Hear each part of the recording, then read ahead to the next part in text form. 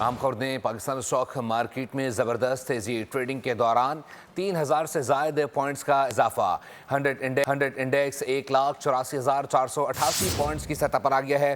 مزید تفصیلات جان لیتے کفیل احمد سے۔ کفیل بتائیے گا۔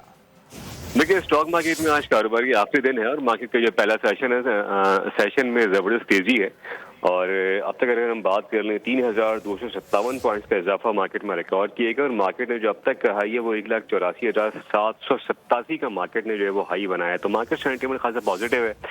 اور جس طرح ڈونلڈ ٹرمپ امریکی صدر کی جانب سے جو بیان سامنے آئے گا ایران پر فی الحال جو ہے وہ حملے کا ارادہ ان کا نہیں ہے، اس کے بعد مارکیٹ سینٹیمنٹ پازیٹیو ہے۔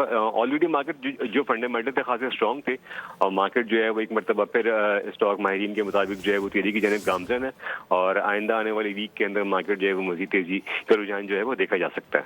بہت شکریہ اپڈیٹ کرنے کے لیے۔ سبسکرائب کریں اور بیل دبائیں تاکہ کوئی خبر رہ نہ جائے۔